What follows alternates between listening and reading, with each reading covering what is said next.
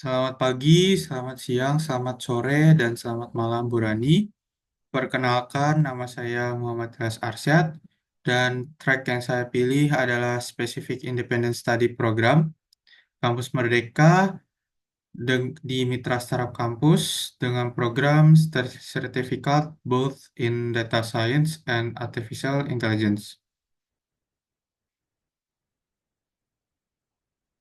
Profil perusahaan secara garis besar Startup Campus Batch 6, Data Science and Artificial Intelligence, merupakan studi independen bersertifikat yang diselenggarakan oleh Yayasan Bakti Ahmad Zaki dan didukung penuh oleh Kemendikbud-Ristek-Dikti di bawah naungan Inisiatif Kampus Merdeka. Batch 6 yang diselenggarakan dari Februari hingga Juni 2024. Program ini dirancang sepenuhnya secara daring untuk mempersiapkan talenta-talenta digital di bidang data science and artificial intelligence yang mampu bersaing di era yang ada sekarang. Berikut saya lampirkan Certificate of Completion sebagai bukti saya sudah mengikuti program ini sampai selesai. Dan sebagai tambahan, saya menampilkan bahwa saya mendapatkan peringkat 18 dari total peserta yang ada 600 peserta sebagai bahan pertimbangan bahwa saya mengikuti program ini dengan sungguh-sungguh dan mengerjakan setiap assignment atau project yang ada dengan 100%. Berikut saya lampirkan transkrip nilai. Di sini terdapat score description bahwa menunjukkan saya sudah memenuhi kriteria dari pihak mitra bahwa saya sudah mendapatkan provision dari subjek yang mereka berikan dengan rata-rata nilai sebesar 96. Posisi dan peran saya adalah sebagai mahasiswa yang mengikuti peserta melewati kampus Merdeka, mengikuti studi independen dengan mitra startup kampus dengan program Data Science and Artificial Intelligence. Sebagai peserta yang mengikuti studi independen, pada akhirnya diharapkan bisa mengikuti sebuah proyek besar atau yang biasa disebut capstone project. Pada mitra startup kampus dan program ini, capstone project ini diselesaikan secara berkelompok untuk mengasah kolaborasi skill di mana di perusahaan nanti pada dunia kerja nanti juga sebuah proyek dilaksanakan secara berkelompok. Lalu kami berembuk untuk mendapatkan judul dengan melihat data secara keseluruhan dan menggali business understanding secara dalam. Lalu akhirnya kami menemukan judul yang pas, yaitu membangun strategi pemasaran yang tepat untuk segmen pengguna berdasarkan karakteristik finansial menggunakan clustering dengan Kamins. Untuk portfolio sendiri, menggali business understanding yang merupakan part terpenting bahwa untuk apa kita melakukan modeling ini, lalu memahami pola datanya, lalu melakukan pengolahan datanya. Proses ini merupakan juga proses yang sangat penting karena ini sangat mempengaruhi hasil modeling nanti. Lalu melakukan modeling, lalu melakukan evaluasi dari model tersebut, lalu mendapatkan bisnis solusi. Secara garis besar, Super App itu mengalami kendala untuk mengidentifikasi dan memahami tren serta pola pengguna aplikasinya yang berbeda-beda, sehingga perlu memahami perilaku dan karakteristik pengguna untuk membantu perusahaan menyusun strategi pemasaran yang lebih tepat sasaran.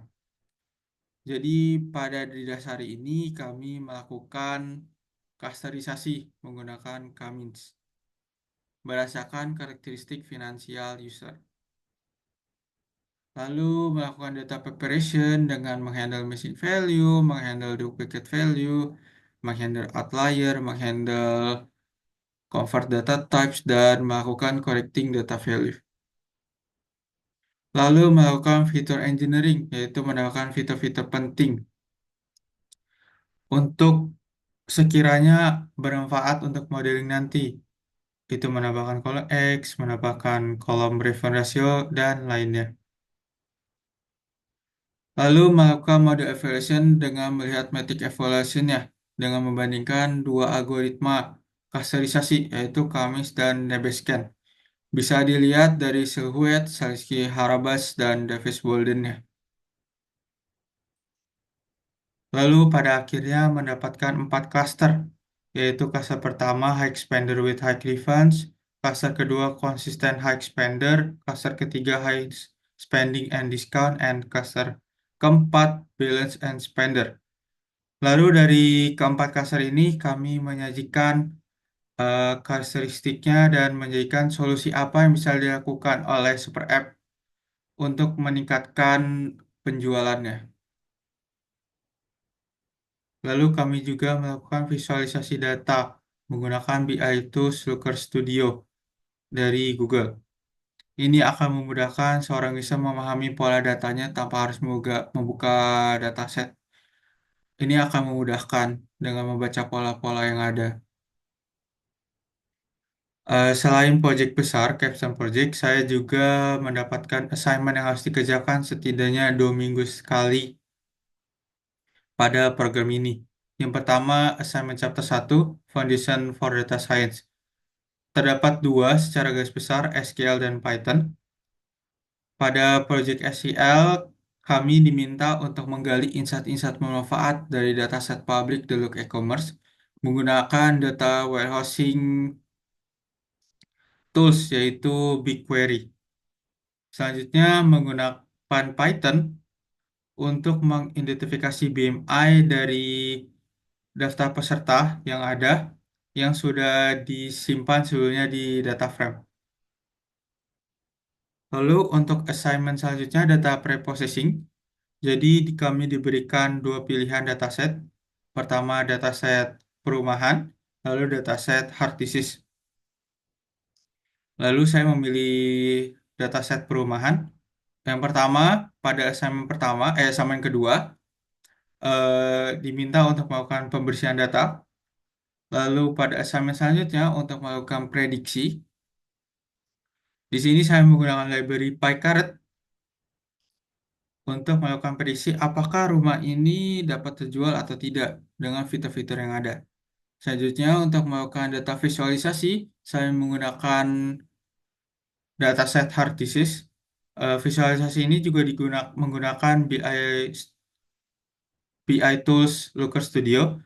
Selanjutnya, pada assignment yang terakhir, diminta untuk melakukan natural language processing untuk mengidentifikasi apakah kalimat atau paragraf ini termasuk ke tema apa, misalnya kesehatan, pendidikan, atau olahraga. Assignment ini menurut saya sangat sangat merepresentasikan bagaimana dunia data science yang ada karena trennya itu mengarah kepada NLP yang menuju LLM. Biasanya perusahaan ini meminta untuk pembuatan chatbot. Lalu untuk soft skill assignment-nya, assignment pertama, assignment career seri 1, yaitu pada assignment ini diminta untuk membuat CV dan membangun profil LinkedIn sesuai arahan dari expert yang didatakan pada kelas besar Studium Generale. Lalu assignment kedua, personal branding series diminta untuk membuat sebuah video apa saja yang sudah dilakukan pada program ini di dunia maya sebagai personal branding. Sebagai kesesuaian dengan learning plan, eh, hemat saya sudah sangat sesuai. Misalnya saja pada poin ke-1, saya sudah mendapatkan knowledge yang sangat mendalam di data science dan artificial intelligence. Bukan hanya sekedar teori, tetapi bagaimana prakteknya di dunia kerja melalui mentor.